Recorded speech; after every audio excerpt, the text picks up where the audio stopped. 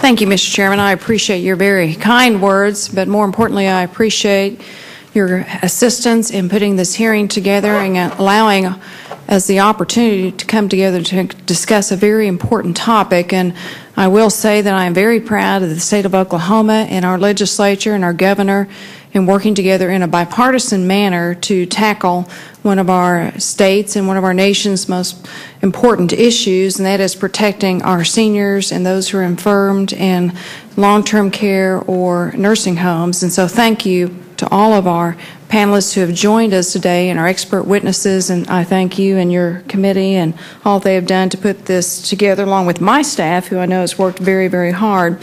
Well, as has been mentioned, we are here today to discuss the impact of predators on long-term care and small business operators. Most of our nursing homes and our long-term care facilities are small businesses, and that's why you're in front of the Small Business Committee. I wanted to find an angle to get you here so we could talk about this important issue. The purpose is to examine the impact of the placement of criminals and sexual predators on the operations of small businesses that have long-term care facilities. And this is a very important issue because it affects many of our parents, our grandparents, our aunts, our uncles, our friends across our country. Federal law and regulations are designed to ensure that residents in nursing homes have certain basic rights, including to be free of physical harm and abuse. These rights frequently intersect with the placement of individuals in nursing homes who have a record of physical assaults, including sexual predators. Seniors residing in assisted living facilities are some of the most vulnerable of our citizens. Anytime their safety or their health is threatened, it is both concerning and alarming.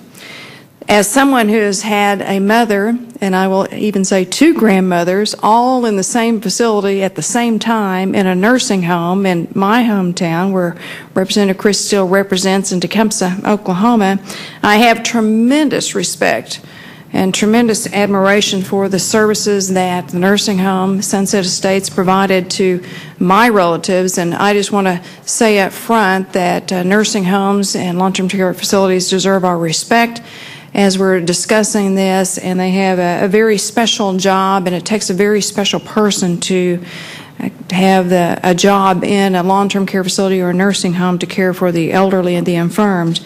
But in some instances, however, these facilities and their staff can be unaware that there could be predators living in their facility or even without the means to ensure the safety of their residents. The rare cases of sexual assault and abuse have been documented in these facilities, and they are particularly abhorrent. I'm having this hearing this week to investigate both the scope of the problem and even possible roles that the federal government might play to help eliminate it. And I sure am looking forward to hearing from our nursing home representative, Mr. Coble, today, who I know is just as interested in this topic as we are in taking care of our elderly and infirmed. And I know that he wants, along with his industry, to guarantee the safety of his employees, the safety of his patients and the seniors, and even for the families who are visiting facilities. I'd like to extend a very special welcome and thank you to all of our witnesses who have traveled a long ways to join us here today and spend their time to provide your expertise. And as I mentioned, I especially like to welcome our State Representative Chris Steele, who is the author of the Oklahoma legislation, who held many hearings in our state, listened to all sides, all parties involved in this very important issue, and I know brought industry together along with families, along with patient advocates and the legislators, and of course the executive branch with our governor to pass this significant first-time model legislation in our nation to be able to separate out sexual predators and have some options for states to be able to look at that. And so I appreciate you coming today. I want to also say a special welcome to Mr. Coble, who is representing the healthcare nursing home industry. We appreciate him coming today. I told him, our purpose today is not to knock around nursing homes or long-term care facilities, but to work with you and to do the best we can to create a safe environment, because we do appreciate and respect the great service that you provide in our nation. He has been a long-time owner and operator of 9 long-term care facilities, And then Wes Bledsoe, with a perfect cause, has started this crusade many, many years ago, has been around the state of Oklahoma for a long time, lobbied me when I was Lieutenant Governor of Oklahoma on this particular issue, and I know has worked with our legislators. So, Wes, thank you for all that you do. He has tremendous documentation on this subject across the whole nation, not just in our state, but he has done a lot of research. It has personally affected him and his family. And then I want to also thank Sandra Banning, who has joined us here today, who lost her mother as a victim of sexual assault in Florida in a nursing home. And I know this is a very important issue for you, and you're very passionate about it. And she has been seen on national television giving information about how important this is, that we try to work together to do what we can for our seniors and long-term care people. And then Mr.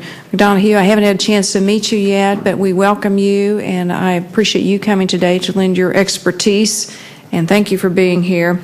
And just welcome to our committee. We know that your information will be extremely helpful. I want to just say a couple of things. I don't want to go too long here, but according to the most recent compilation of statistics, the Center for Medicare and Medicaid Services estimate that there were 15,762 nursing home facilities in the United States with 1.7 million beds, and slightly more than 46% of the nursing home facilities in the United States are independent businesses and not associated with another nursing home. Over two-thirds are operated for a for-profit basis, and of those, approximately 81% had revenue under $10 million. In short, our nursing homes are highly localized, mostly small business, have no enterprise controls more than 5% of the beds in the, no enterprise controls more than 5% of the beds in the industries. And nursing homes, of course, play a critical role in providing the care for Americans who are physically or mentally unable to take care of themselves and don't have a loved one who can help them. Federal regulations establish the rights of nursing home residents, which include the right to be free from physical abuse, including sexual abuse, and to reside in an environment that maintains their dignity and quality of life. And as a condition of Medicare and Medicaid participation, nursing homes and long-term care facilities must report incidents of abuse according to state requirements.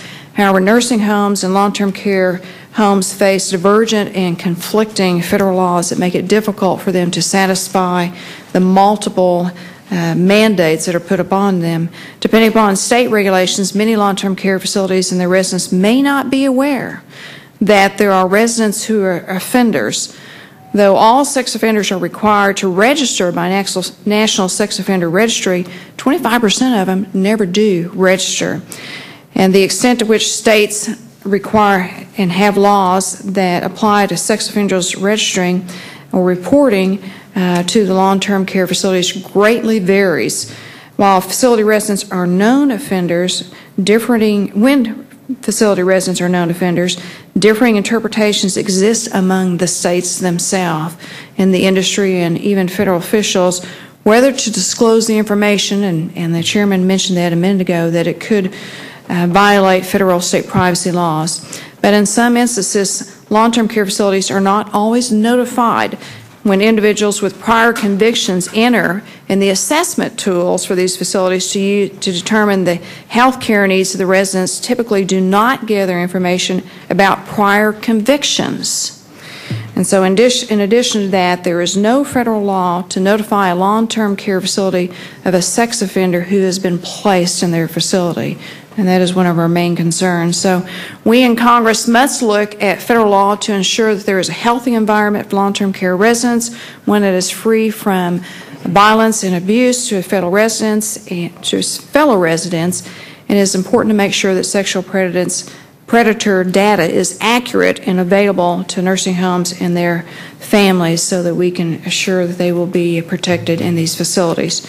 So thank you so much for joining us here today. We are looking forward to your testimony, and thank you, Mr. Chairman.